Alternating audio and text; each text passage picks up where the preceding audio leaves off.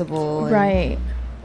moving to New York, you know, like you wanna, I don't know, you just create opportunity for like connection as much as you can. Yeah, I think we weren't trying to make anything happen. Right. It was everything music first, creative first, and Have then fun. everything else has followed, which has been really cool. So now we're like, oh, of course we'll make it work, but I think we're still kind of music first. art first. That's beautiful. Because, right, like, because music is an industry and like money gets involved and, you know, other people's motives get involved, it's hard to like keep the art form pure. And so I love that you guys are like able to kind of do that. Yes. Yeah. Money is nice though. It helps. Oh, It of course. helps that we weren't. It helps that we weren't like trying to be musicians like by career ASAP. You know, we had our own things going on.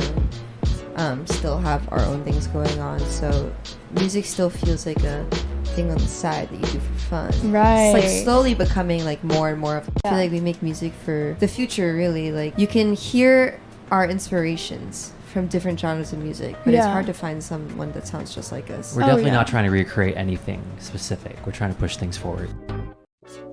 Champan. Une très belle découverte encore que j'ai fait ce week-end là, avec ce fabuleux trio plus ou moins d'origine asiatique, mais qui sont des gars qui sont grandis un peu à New York, le groupe Champan, formé d'une chanteuse, si je me trompe pas, la chanteuse s'appelle Grace Dumda, je veux pas, et des jumeaux Lance et Matthew Trump, qui sont tous des gars qui ont grandi plus ou moins un peu à New York, dans la partie un peu chinoise de Chinatown là-bas. Et c'est vraiment très très très agréable un peu de suivre un peu la musique un peu, parce que elle est assez particulière, surtout le dernier EP là que vous voyez apparaître sur votre écran là, qui est assez magnifique un peu, qui est composé de 7 titres tout. Je les ai découverts un truc justement ce week-end. Je suivais le EP là qui est très fabuleux là. Je crois que c'est Endlessly, voilà, c'est ça le titre. Je cherchais le titre. Je suis 4 fois 5 fois ce week-end. Et comme vous savez, j'aime beaucoup faire les comparaisons. On peut retrouver un peu. En fait, quand je les suivais, je me faisais penser à Stereolab un peu. Les gens qui arrivent à mettre jazz, électronique, indie rock, indie pop, tout ce style un peu mélangé, tout en prenant un peu le style musical traditionnel, un peu chinois, un peu que je peux entendre un peu dans le style musical et tout. Et ouais, c'était très agréable, hein. Très très très agréable. Il y a une très grande alchimie un peu entre ces trois personnes, puisque les jumeaux Tran un peu, ce sont un peu le métier instrumentiste un peu derrière, et comment elle s'appelle encore, Grace Dumda, elle est un peu la Laetitia Sadier du groupe. Laetitia Sadier qui est la vocaliste un peu de Stereolab, un peu pour ceux qui savent un peu qui est Stereolab. D'ailleurs, j'ai fait un sujet sur le dernier album de Stereolab là. Si vous ne l'avez pas vu, n'hésitez pas le regarder, je mettrai aussi le lien en description. Et plus ou moins c'est un groupe un peu qui a commencé je dirais vraiment par hasard, hein. Il n'avait pas de prétention particulière de faire carrière, parce que ils ont commencé à faire des lives plus ou moins un peu partout à New York et tout, et la qualité de la live était telle que, comme vous pouvez le voir un peu dans ces séries d'interviews que j'ai pu voir un peu dans ce site internet là qui s'appelle Joy Source, un peu, si je regardais un peu l'histoire. Et dans la plupart de la live, les gens disaient est-ce qu'ils ont des albums, est-ce qu'ils ont du Spotify et autres et tout. Ils n'avaient même pas encore de Spotify, même pas encore de trucs. Après, à la demande du public qui venait regarder le live, qui était truc, ils ont commencé à faire vraiment des projets musicaux comme ce premier là qui apparaît là sur votre écran là et tout.